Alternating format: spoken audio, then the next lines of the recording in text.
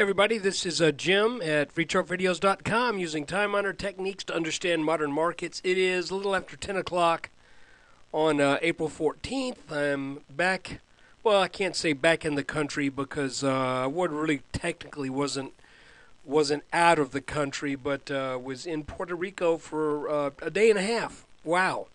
And learned some interesting things.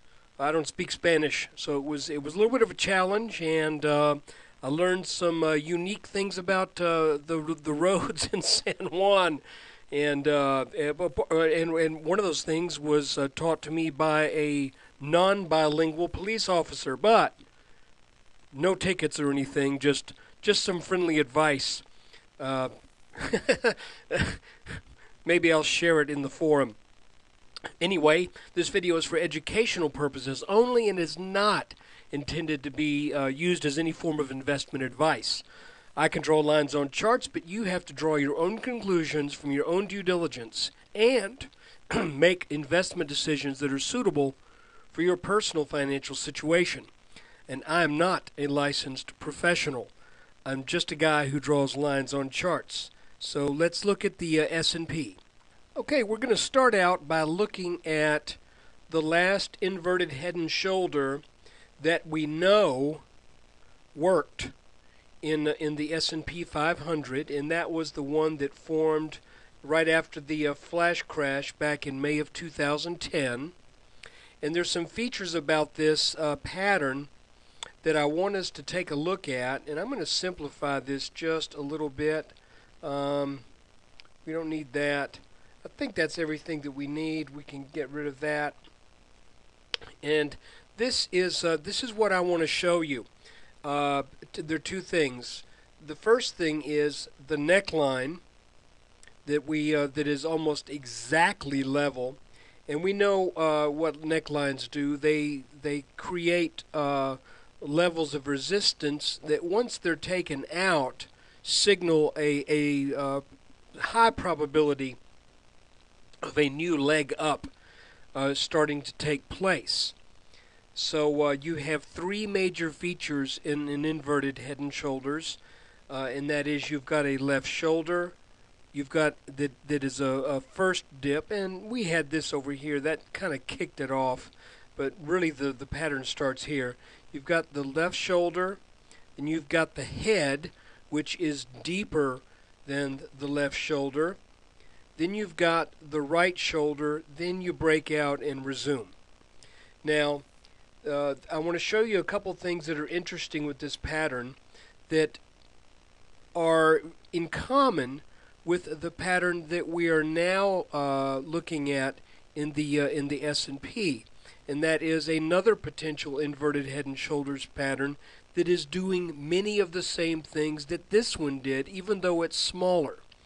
The first thing I want to show you is if you take the neckline and let's do this. Let's create a parallel line and move it down. You can see how the depth of the left shoulder and the depth of the right shoulder is exactly parallel to that neckline. Remember that.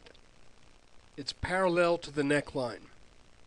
The second thing is, if we draw a line over this high that is actually not part of the head and shoulders, but we're going to start a line here. We're going to draw it over the leftmost portion of the head where it meets, where it first turned down to form the head off of that neckline.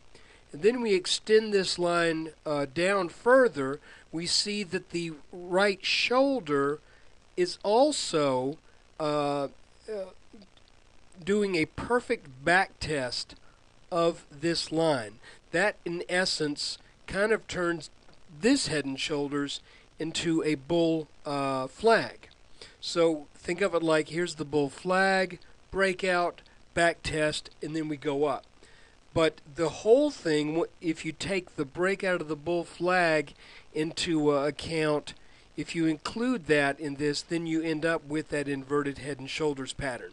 So remember this line. Top of the levels before the head and shoulder formed, and I'm not talking about right here. I'm talking about the the very height that was reached before things kicked in that started forming this pattern. That point, and then the leftmost point before the formation of the head, and then extend that down. So that's the second thing we're going to be looking at. So now, let's look at what's been going on here lately.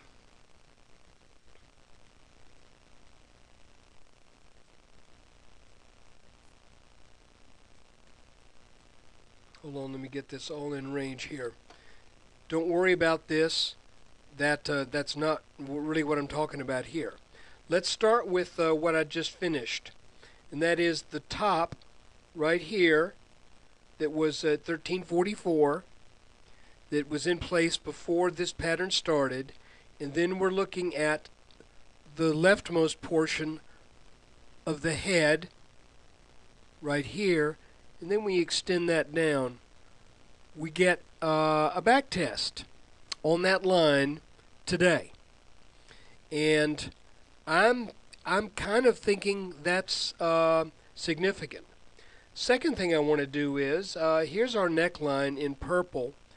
I went ahead and made a parallel line that's green to that neckline, and I'm going to line this up on this left shoulder right here. And now let's go take a look at the right shoulder. Look where it bounced. Right at the almost the dead intersection of this line and that line. And that is exactly what that other pattern did. Now I know that this is getting a little esoteric, that this really isn't textbook, that there's no law that says that that the right shoulder and the left shoulder should be the exact same depth. But the last one was, and this is kind of looking like that may be what we're seeing in this pattern as well. Now let's move in and look at a 10-minute chart.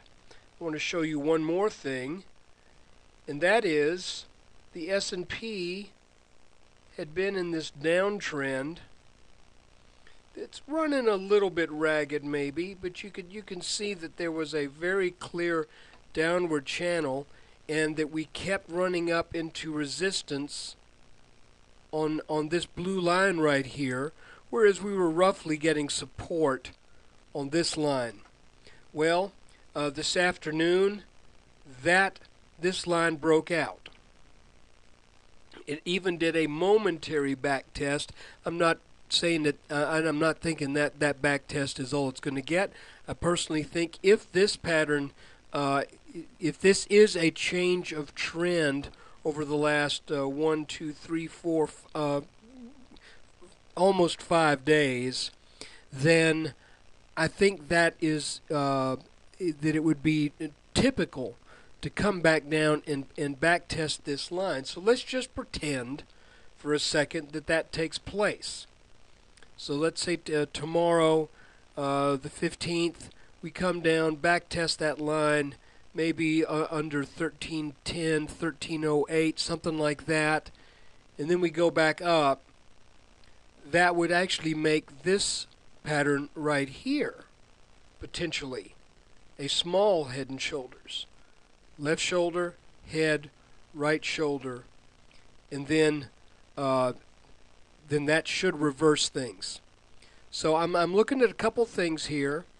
The first thing is I'm looking at the similarities between this potential inverted head and shoulders and the one that was very well formed after the flash crash. By the way, I'm not going to toot my horn here, but there were a bunch of Perma-Bear stock chart readers who never even saw this pattern. They never made mention of it. They acted as if it didn't exist. I called one of them by leaving a comment in his on his YouTube channel, and all that happened was I got banned. Actually, I got banned from 2 different analysts, and because I said, I cannot believe you call yourself an analyst and you're missing this pattern. So I'm thinking that what we're seeing right now, that line got kind of squaggly on me, if that's even a word. But it's looking to me like this is shaping up very much like what we saw back after the flash crash. And guys, I'm thinking if we do break this neckline and then pull back to that, I'm thinking that is an excellent level.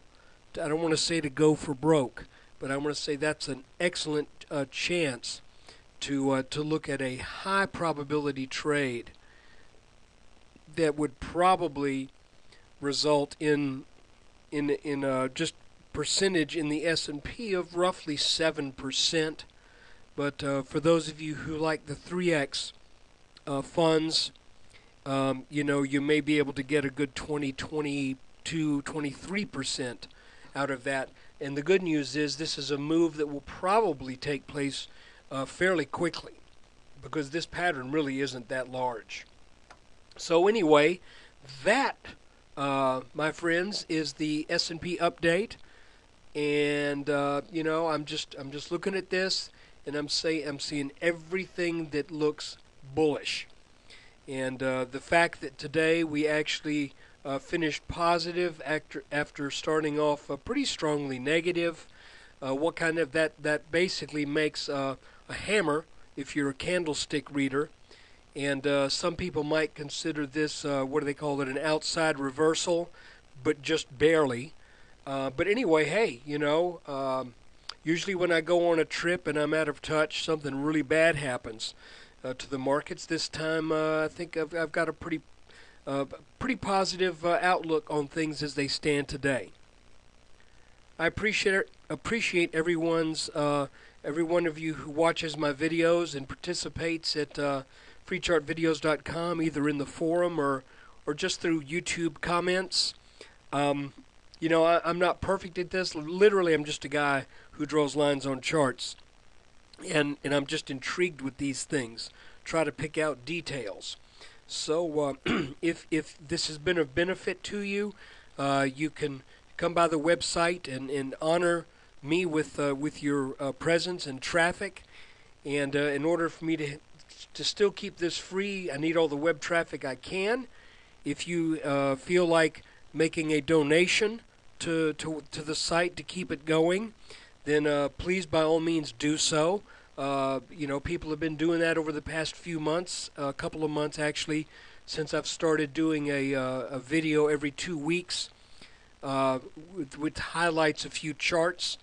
And some of those things have turned out pretty well. Others, not quite as good, and some of them are still on a watch list. I've got about 3 or 4 stocks right now that I'm saying don't buy this. I'm saying watch it. Just keep watching it. See if we get a breakout, or others where there is a breakout. Now let's be patient. Let's wait for a pullback. So you got a stock that maybe was in the high teens, broke out to 24, and the chart says wait for it to pull back to 21. Or maybe a stock that makes a big move from breaking out from 11 to 20. But you really want to buy it at the pullback to the neckline, and that would be around 12. So I'm bringing up some things like that are not for immediate action, but for you just to put on a watch list. But anyway, I digress, and I got a little wordy there. Those people who donate $10 or more will get the latest video, and I'm going to be doing another one for this weekend. So look, I appreciate it. I hope you're on the right side of the markets and you're doing well. Take care.